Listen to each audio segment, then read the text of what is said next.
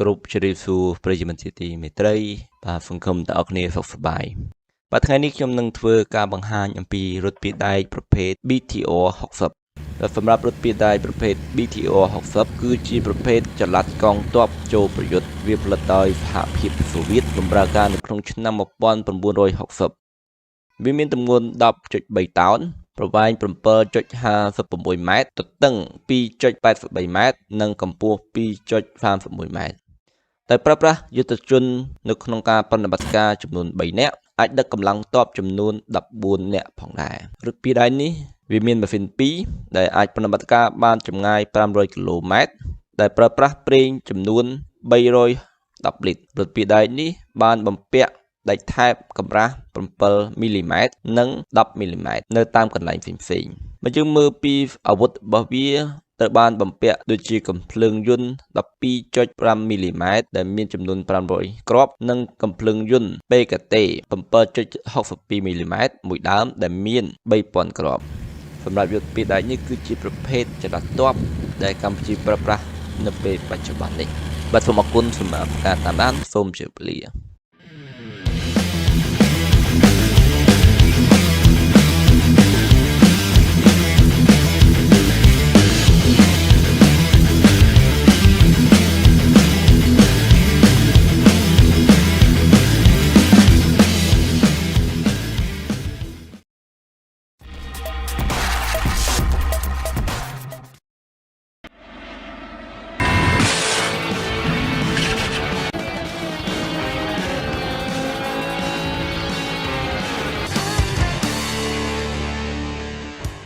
ខ្ញុំបានសូមគោរពជម្រាបសួរប្រិយមិត្តជាទីមេត្រីថ្ងៃនេះខ្ញុំនឹងធ្វើការបង្ហាញអំពីរថពាក្យដែកប្រភេទ BRDM2 គឺជាប្រភេទរថពាក្យដែកធ្វើការស៊ើបការនិងប្រយុទ្ធយើងមើលពីរថពាក្យដែកនេះផលិតដោយសហភាពសូវៀតនៅក្នុងឆ្នាំ1962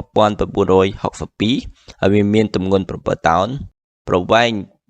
5.75 ម៉ែត្រទទឹង 2.77 ម៉ែត្រនិងកម្ពស់ 2.31 ម៉ែត្រតែប្រើប្រាស់យុទ្ធជន4នាក់អ្នកបើកបរម្នាក់មេបញ្ជាការម្នាក់អ្នកអង្កេតការម្នាក់និងអ្នកបញ្ជាបាញ់ម្នាក់រថពាក្យដែកនេះមានកង់4មានម៉ាស៊ីនកម្លាំង140សេសដែលមានល្បឿន100គីឡូម៉ែត្រក្នុង1ម៉ោងហើយអាចហែលទឹកបាននៅល្បឿន10គីឡូម៉ែត្រក្នុង1ម៉ោងវាអាចធ្វើដំណើរបានចម្ងាយ750គីឡូម៉ែត្រដោយប្រើប្រាស់ប្រេងចំនួន470លីត្រសម្រាប់រថពាក្យដែកនេះមានអាវុធដូចជាកាំភ្លើងយន្ត 14.5 មីលីម៉ែត្រដែលមានគ្រាប់500គ្រាប់និងកាំភ្លើងយន្តប្រភេទ PKT 7.62 មីលីម៉ែត្រដែលមានគ្រាប់2000គ្រាប់រថពាក្យដែកប្រយុទ្ធធុនហ្វានេះបានបម្រើការនៅក្នុងកងទ័ពជើងគោករបស់កម្ពុជាយើងជាច្រើនឆ្នាំដែលជាប្រភេទស៊ើបការធ្វើបដិបត្តិការប្រយុទ្ធនៅជួរមុខបើយើងមើលពីរថពាក្យដែកនេះបានបម្រើការនៅក្នុងកងទ័ពថ្មើរជើងរបស់កម្ពុជាច្រើនឆ្នាំមកហើយ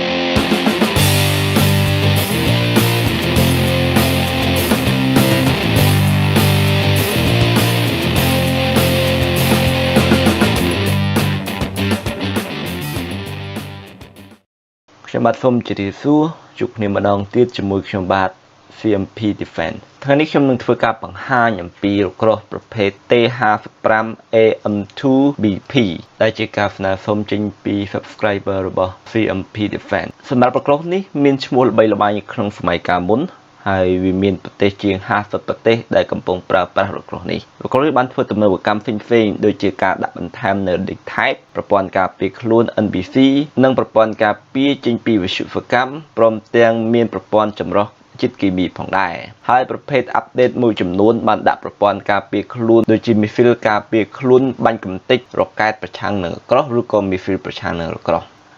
T-55 នេះបានផលិតដោយសហភាពសូវៀតដោយក្រុមហ៊ុន Moscow នៅក្នុងឆ្នាំ1945ហើយវាបានធ្វើទំនើបកម្មផ្សេងៗនៅក្នុងនោះប្រទេសឆែកបានធ្វើទំនើបកម្មពី T-55 ទៅជា T-55AM2 ដែលមានទម្ងន់38តោនប្រវែង 6.45 ទទឹង 3.37 ម៉ែត្រកម្ពស់ 2.40 ម៉ែត្រហើយវាប្រើប្រាស់យុទ្ធជន4នាក់កម្លាំងម៉ាស៊ីនរបស់វាគឺ610 Fest វាប្រើប្រាស់ប្រេងម៉ាស៊ូតចំណុះ961 លីត្រវាមានល្បឿនពី45ទៅ50គីឡូម៉ែត្រក្នុង1ម៉ោងដែលអាចចល័តបានចម្ងាយ410គីឡូទៅ650គីឡូម៉ែត្រសម្រាប់ប្រក្រោះនេះវិញវាមានសភាវុធដូចជាកាភ្លើងធំ100មីលីម៉ែត្រដែលជាប្រភេទ D10T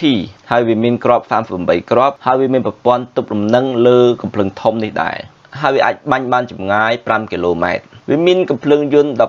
12.7 មីលីម៉ែត្រនិង 7.62 មីលីម៉ែត្រផងដែរ